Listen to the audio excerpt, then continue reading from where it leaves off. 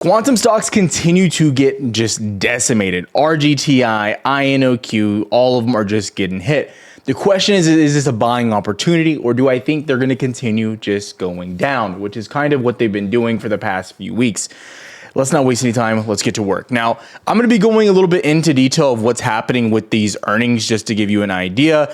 Again, I've done a little bit of, I'm only going to really go over IONQ and RGTI. That's going to be primarily what I cover. I'll give you more of the outlook on which one I think is better. Where I think they're going on the charts as well, because they're obviously in a lot of pain here. IONQ as well. But IONQ, I will say, is coming close to a support. So there is a lot to really unpack of what's going on. And ultimately, is this going to be a little pop and then ultimately just a decline back down? Everything in between there, let's really get into it. So if you don't know, IONQ and RGTI recently had earnings. And the one that I'm more interested in is RGTI because I think it's just so bad. Now, the first things I want to talk about why I started to understand and look at these from a viewpoint of clearly this is like a really dumb move out there, and why I made the videos before talking about this being a bubble and really just being a pump and dump almost in a sense, is because of what they're bringing in as far as revenue. So really quickly, as I can show you here, just going on TradingView, you can look the revenue here. We'll round up so we don't seem biased. So we'll go 2 million. Before that was around 1.8. So we'll say 2 billion again, 1.4. I'll say 2 billion again. And then we'll do 2.27. So we'll say 2 flat overall, right? So 222. So the last year they made around $8 million. Really, it was less than that, but we'll just round up to $8 million. And when you look at their market cap, even still at $25, remember this was double because you were over $50 at one point. Their market cap right now is still at $8 billion. So they're making $8 million a year, and their market cap, even still at $25, is $8 billion of a market cap. That's how much they're valued at, even though they only gross $8 million. That's not profit, right? Yeah. So very important to understand what's actually happening here. And then when we go deeper into this, you're going to understand, wow, they're digging themselves a deeper hole. Like, who's actually drinking this Kool-Aid? No wonder neither of the CEOs wanted to own shares at some point, right? And then they may have got rewarded more, but they've just constantly sold out over the past year, especially on the pump, right? So quick math will just tell you this is literally a 100x evaluation of gross earnings. For some people out there wondering, how are some of these other names look, things along those lines. I will say IONQ isn't as bad. We'll go into that in a sec, but worth mentioning. So RGTI was the one that I really thought had a lot of downside. Okay. Now I want to spend more time on their earnings so we can understand fundamentals. So before we go into the chart, you kind of understand mentally where I'm at, what I'm thinking. What I'll start with, we can start with the good or the bad. I'll start with RGTI first. It's the one I'm more excited to talk about. So RGTI, what the numbers say, this is their recent earnings. For Q3, RGTI reported EPS of 0.03 negative, beating expectations, which wasn't bad. But revenue came in lower than expected, substantially down year over year. Again, year over year, just go scroll back and go look. We did this current year. Previously, they were doing 3 million, and their earnings just going down, right? So 3 million into 2 million, nothing really crazy there, but still overall down. Gross profit was just over 0.4 million. The gross margin collapsed down to 66.5% year over year, down 66.5% year over year. Cash and equivalents, as reported, 600 million, giving runway. Now, where things get more interesting is when we look what's happening here. I wanted to hide this for a sec. In its financial statement, RGTI said that the net loss widened by 1,258% to $201 million from $14.8 million in the same period from last year. Revenues dropped also by 20% to $1.19 million from $2.38 million year over year as well. Remember the quarter before that, and last year was 3 million, so it's almost 50%. Key takeaways here, they did beat on EPS, which is a good thing, but only marginally. Small beat, as you can see there, and is good in isolation, but given the tiny revenue base and major margin issues, the beat may not shift fundamentals at all, which obviously you can tell it did not, but we'll go into the chart. Shrinking revenue, again, we're in a market of growth stocks. RGTI is not a growth stock. It's an extreme speculation stock. It's a hope, a prayer, a Hail Mary, in my personal opinion. The steep drop in revenue raises questions about the near-term commercial traction. Revenue of 1.9 million in Q3 is very low for a public quantum computing company, which I'll explain why in a second. Margin and maturity issues. With the gross margin collapsing, the business remains in deep investment timing phase rather than generating strong commercial returns today. Again, when you're looking at growth stocks, they need to be growing. They need to have revenue. They're not doing that at all. They're kind of doing nothing. The only thing that like you're hoping for is that some of their products get some traction and that they have like some announcements with them. Again, hopes and prayers. Big roadmap plays. The company continues to emphasize its multi-year hardware roadmap. Again, more of the same, hopes and prayers. The 100 qubit in 2025, 150 qubit in 2026, 1000 qubit in 2027, which is exciting, but it means the investment thesis is long-term and there's nothing short-term to prop you up. So again, unless you're buying with the idea of like, okay, we can keep going down and I'm okay with this turning into a $10 stock and going to what it's really supposed to be valued at, then it still just doesn't make sense as of right now. The cash cushion, $600 million in cash. This is the only really good part right now. Plus equivalence gives it runway, which is critical for the execution of quantum computing, CapEx, R&D, systems development. Market reaction, despite the EPS beat, the revenue collapse, and the margin issues triggered a negative reaction, as we saw. As you look here, you can see from earnings when that kind of came out back here. As you can see right here. Now, I will highlight as well, the stock market did take a little bit of a tumble during this period as well. SPY's gotten hit, Nasdaq's gotten hit. That being said, most of the large cap names aren't down this much. Want to highlight that. So again, you broke your big level here at $34 we talked about. You're breaking down even further from your support at 28. And now you're moving closer towards $17, $18, which I think is like your ultimate target down here of your 200 daily moving average. And then this other level here around 21, 21.3, another big level there as well. So these are very big spots right now for me.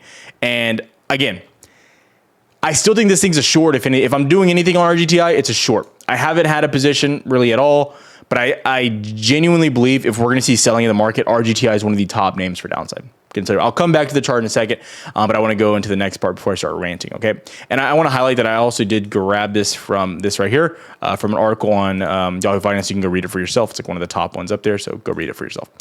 Going into IONQ, which I want to say right now, I'm trying to be as unbiased as possible. So I'm trying to show like one that's a better, if you know, shotgun to the head, like Tyler, you have to buy one. Okay, this is why I would buy IONQ if I had to pick of the two, right?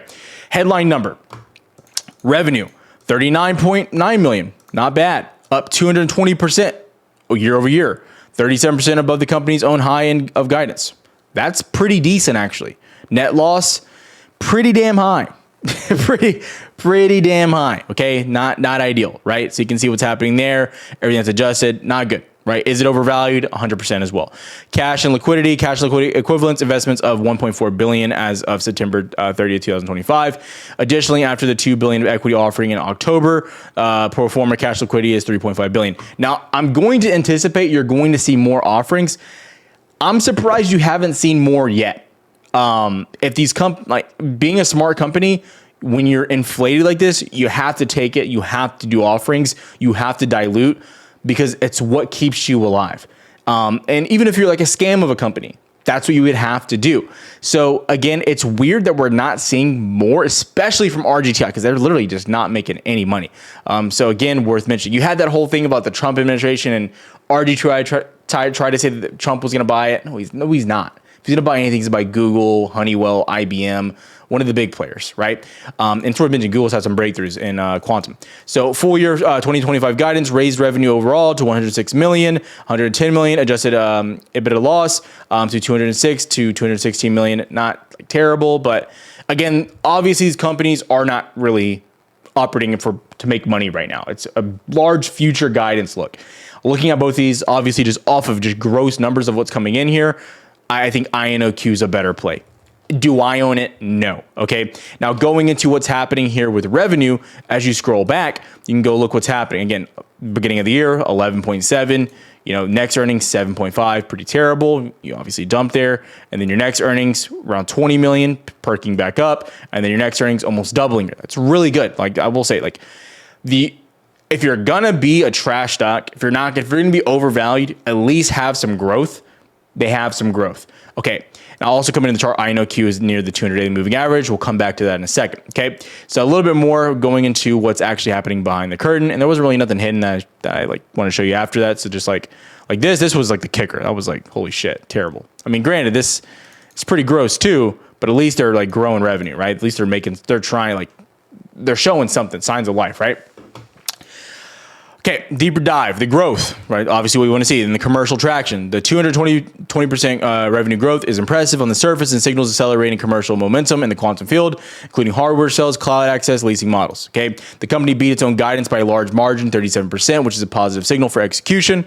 The stress about the global expansion, about 70%, 30% international in this quarter, 70% US, 30% international in this quarter versus nearly all US a year ago, which is good. So they're growing. Again, this is like, that's the good stuff, okay?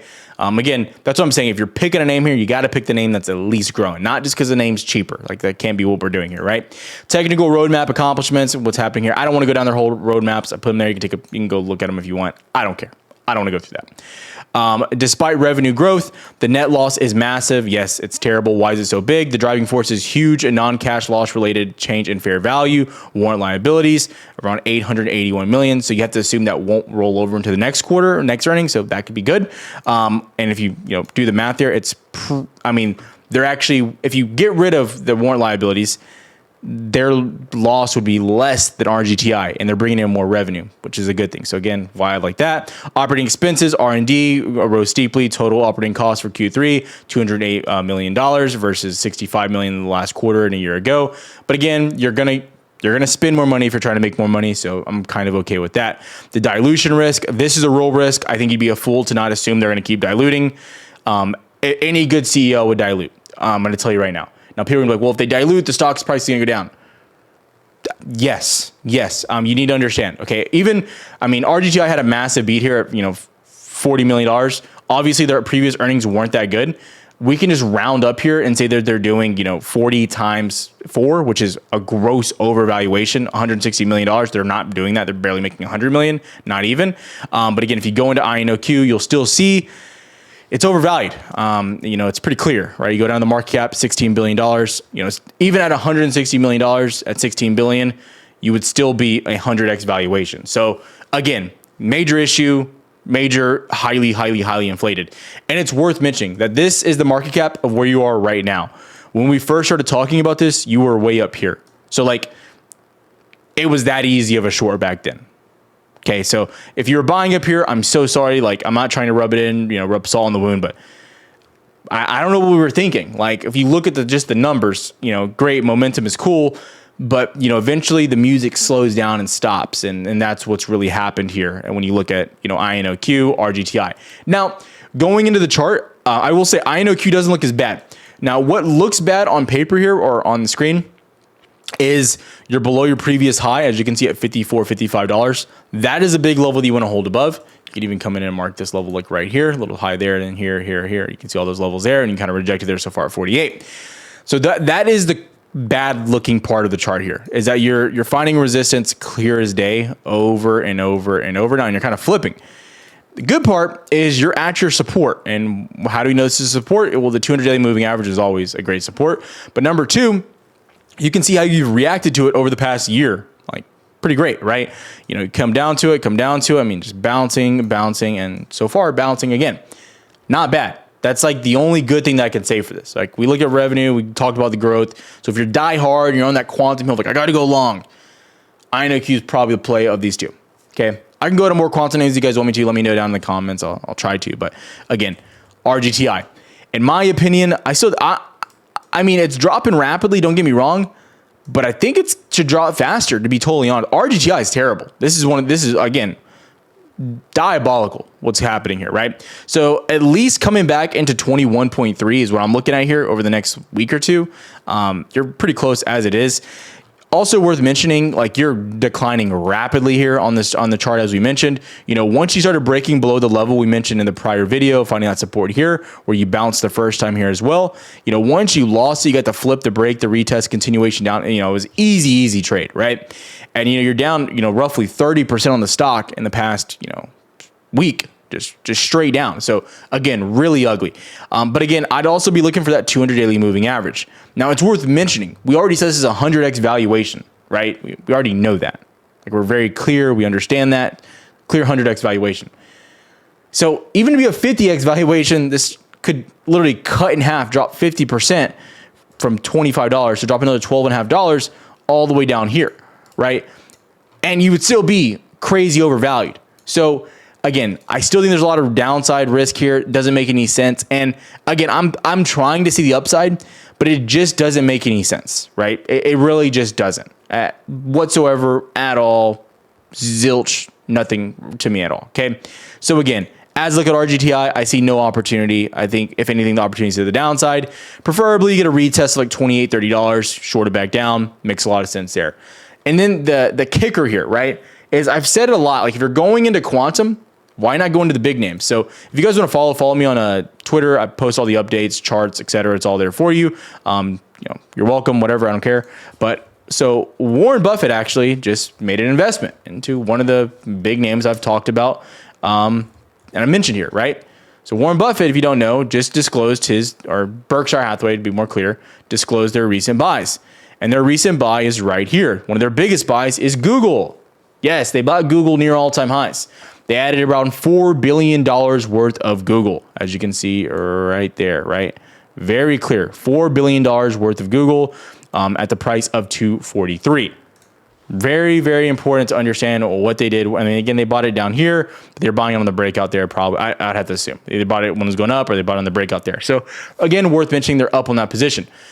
But I'll just say, and Google's I think near like 280 in the after hours, maybe even higher.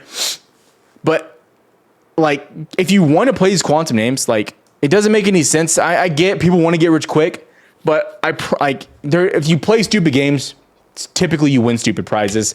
I think if you're doing anything, if I want to go quantum at all, I think Google is the move for me. IBM, those are some of the big names I'd be watching. Sorry, my nose itches real bad. But again, where I'm at, what I'm thinking, I wouldn't be surprised to see RGTI, IONQ, even all the other names, QUBTS, QUTS, whatever it is, QBT, UBT, whatever it is, D-Wave, all those names, they're probably all going to get hit. It just makes logical sense. They just don't make the money, guys. It just doesn't make any sense. Again, my personal opinion. And as you're seeing, AI getting hit, or, NVIDIA or semiconductors or Palantir, whatever it may be, I have to assume these names are going to get hurt even more. Personal opinion. I have to assume that quantum gets hit. If semis get hit, by 50%, and then quantum get hit over 100%. My viewpoint, what I'm looking at. If you have any questions, comment down below. See you guys in the next video. Have a good one, traders.